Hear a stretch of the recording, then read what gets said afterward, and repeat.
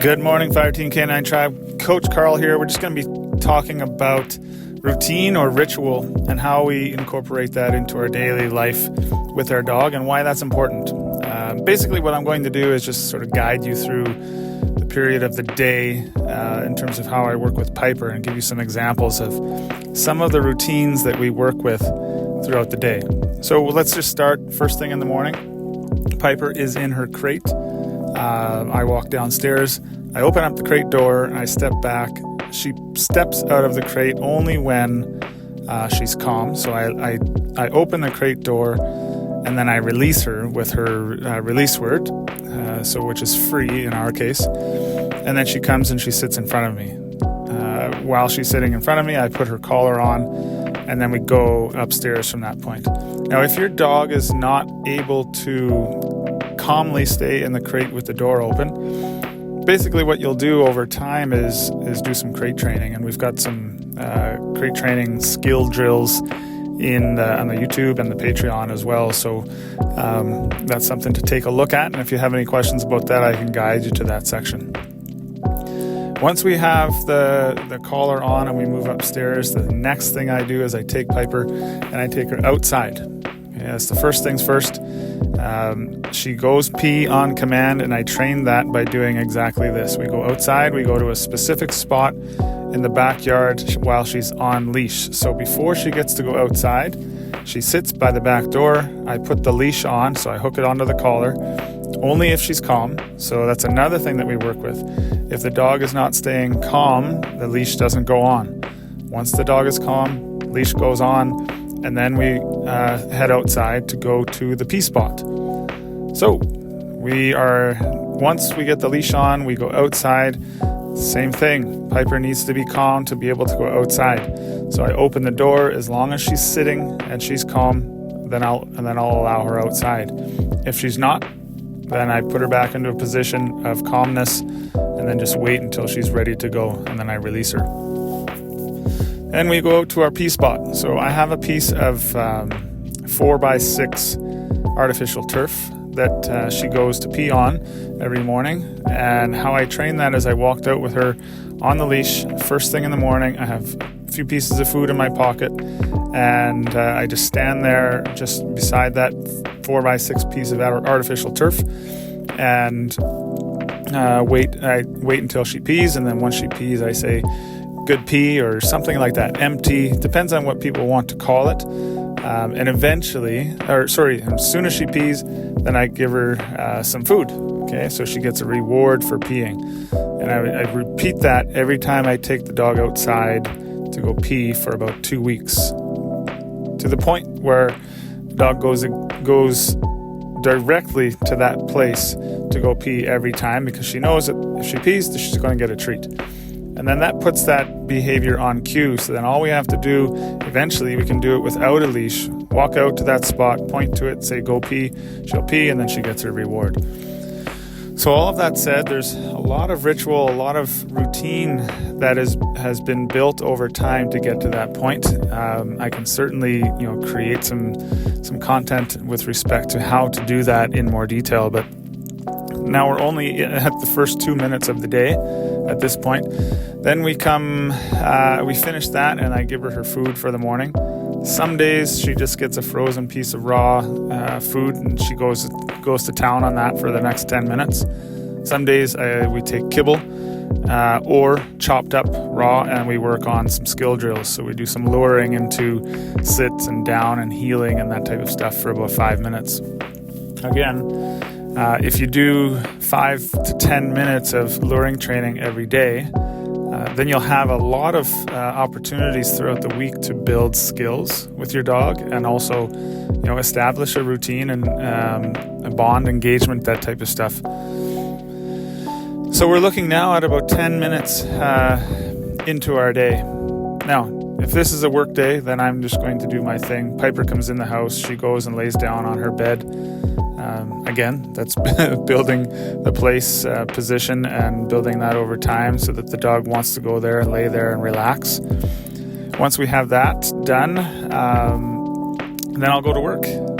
Now, during the day, I'm lucky that Jen is at home most days, so Piper gets to stay out of the crate. But on a day that we're going to be gone all day long, we might keep her in the crate, we might not. It depends on what we're up to.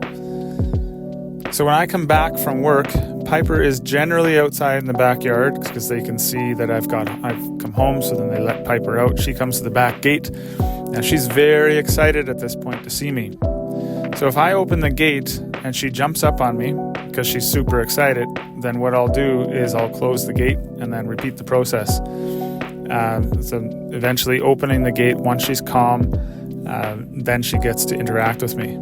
Now, one thing that Piper has figured out on her own, and this might be a little bit of training as well, but every time I come home, she goes to get a ball and she puts it in her mouth, and then she comes up to me, and then she leans right up against me, curls up, and asks to be pet.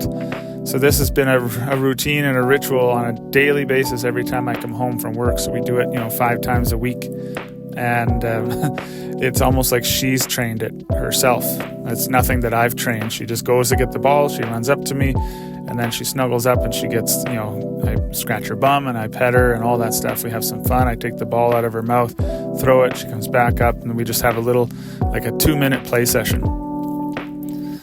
And then throughout the rest of the evening, there's a variety of things that we do. The next thing that I do once I go into the house is I open the back door to the house. She sits by the back door. I let her in. She goes up to the top stairs. She waits for me once I get my shoes and my jacket put away. Then she goes to her bed, so that's her place position, and I get a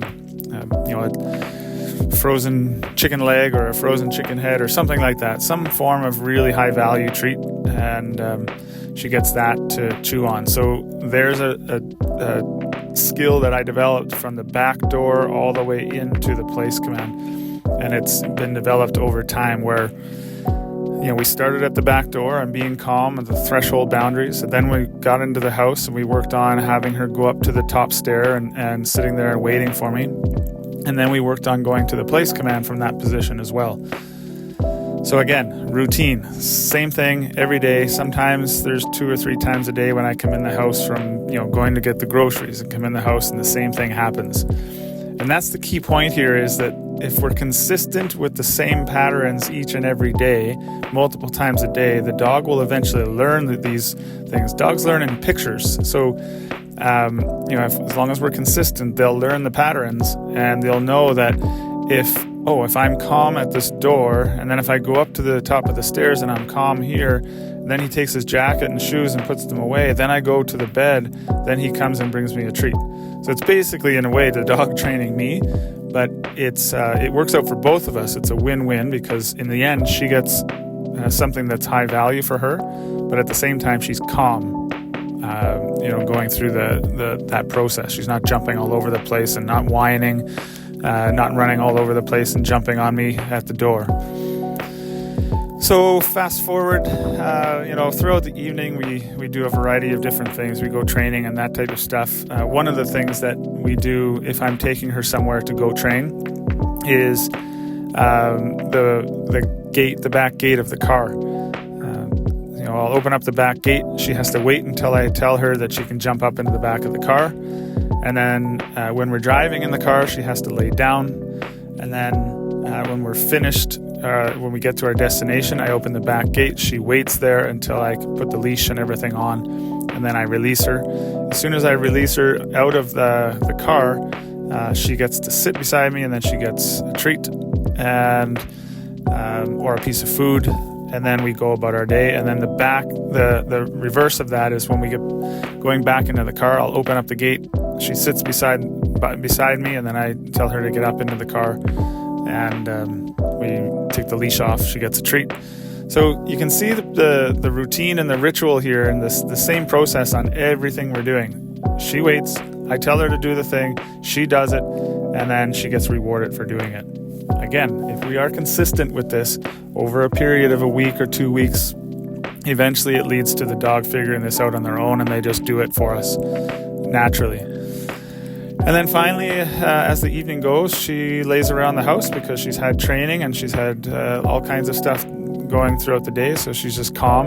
And then when it's time for her to go down into her crate at night, all I need to do is say one word. I say crate, and then she hops up from the bed, runs downstairs, goes into the crate, and then I say collar, and then she comes out of the crate, sits there, and I take the collar off. She goes back into the crate, and I give her a treat, close the door, and that is it for the night. So the point of this Audio Vault episode, the point of this podcast is that the routines and the rituals we have with our dog are extremely important, because the more we do it, the more the dog learns how to behave in different areas, and they transfer and they generalize into different areas. So, the calmness at the door or the calmness at the crate leads to calmness at the door. It leads to calmness at the gate of the car and gate into a store like Home Depot or an off-leash park or something like that.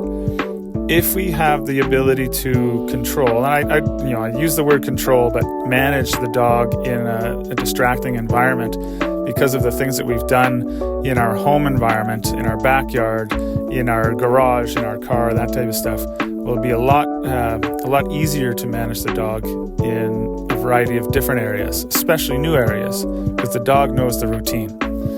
So there you have it. I walk through the day with Piper and I in terms of some of the rituals and routines that we have, why we do it, how we do it, and why they're important.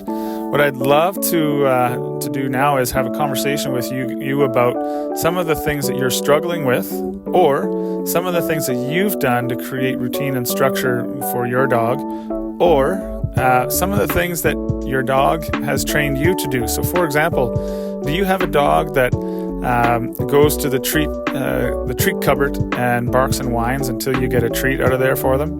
Okay, that's something that the dog has trained you to do. Do you have a dog that goes up on your bed without you letting them up on the bed, and then when you go to go on the bed, they growl at you? Okay, there may be some resource guarding there.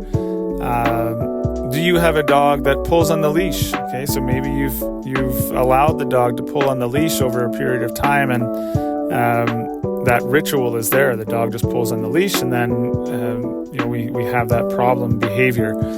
So all of that said, we can certainly talk about the various things that you're doing. Take some time to comment below what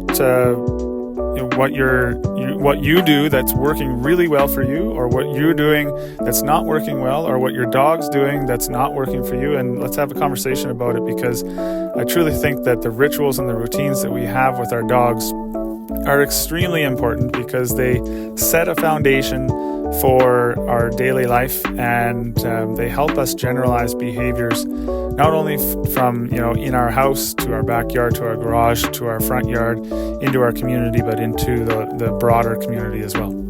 Until next time, happy training. Thanks for tuning in, and we will chat with you soon, and I'm looking forward to hearing from you about what's going on with your dogs, and we'll see if we can get you some support as soon as possible. Bye for now.